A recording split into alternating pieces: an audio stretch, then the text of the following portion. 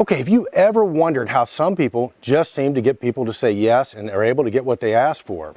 And there's one simple hack that I'm going to show you in just a minute that makes all the difference in the world. If you do this one simple thing, I promise you, your sales or your communication or your percentage of yeses is going to go way up. What is up, HVAC Control Pro? This is Eric Stromquist with Stromquist & Company and ControlTrends.com. Well, if you've been following us, you know Kenny and I were in Nashville last week at Ibicon Realcomm. It was a great conference. Lots of stuff regarding smart building controls, intelligent buildings, and HVAC. And I have a ton of videos to post, but I'm not there right now. I am actually on vacation. We're up in the mountains of North Georgia. It's been raining. We're on a beautiful lake.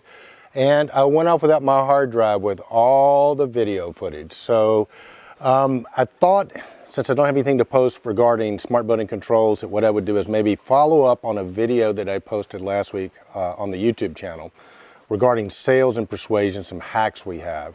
And I got some comments on that, people asking for more. So let me go ahead and give that to you right now.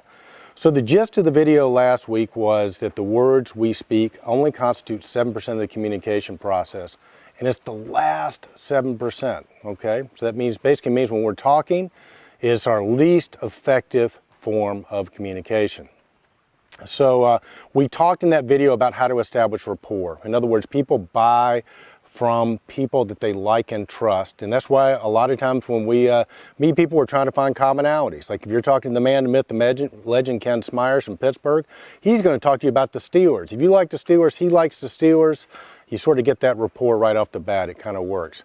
But what if you're not from Pittsburgh and you're trying to sell Kenny something, okay? It's like, you know, again, if you use the principle of the 93% being nonverbal, one of the cues we talked about last week is mirroring their physiology, okay? So if they sit a certain way or have certain gestures or talk at a certain speed, just by mimicking or mirroring that a little bit, not a lot, you automatically sort of establish rapport. I mean, think about it. If you ever met somebody that you just instantaneously liked them, and even without talking to them, there was just something about them that attracted you, and you said, I like that person, I trust that person, rapport had been established. Well, there's a little bit of a narcissist in all of us, so probably what happened was they probably had a similar posture, spoke at a similar rate of speed, held their body a certain way, and you went, yeah, that person's really right on, I can trust that person. So we talked about that. You can go back and check that video out, which I encourage you to do, but let's take it to the next level, okay? So again, once you sort of establish rapport via mirroring, another key piece in sales is knowing the timing. Timing is everything. I mean, we all know this. Ask the same question at the wrong time and you're going to get a different result than asking the question at the right time. So regarding sales and communication, how do you know what the right time is?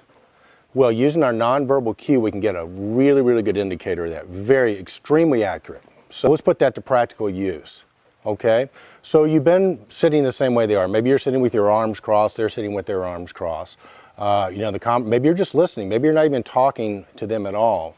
But then when you uncross your arms, if you're already in rapport, in other words, you've been pacing them, same posture, and you uncross your arms, if they uncross their arms too, it's an indication that at a nonverbal level, at that 93% of the communication process, that rapport and trust has been established. So that is just a great indicator that now you can escalate the conversation or maybe ask for the date if you're a single guy looking, talking to a girl and wanting to take her out. It applies everywhere. It's very powerful. And it's also very respectful. Because if you think about it, you don't want to be people to feel like you're being pushy. You don't want to be asking them tough questions at the wrong time, right? So by using this simple hack, okay, so you mirror their physiology or how they're sitting or how they're standing or even their vocal tonality or the speed at which they speak. And after a while, you slowly move away. So let's again use the example of having your arms crossed or your legs crossed. And you sit like that for a while, you listen to what they have to say, you ask some questions, and then you change your posture. if they follow you, because people in rapport struggle to stay in rapport, you know that rapport has been established, okay? And now you can move on to the next part of the conversation.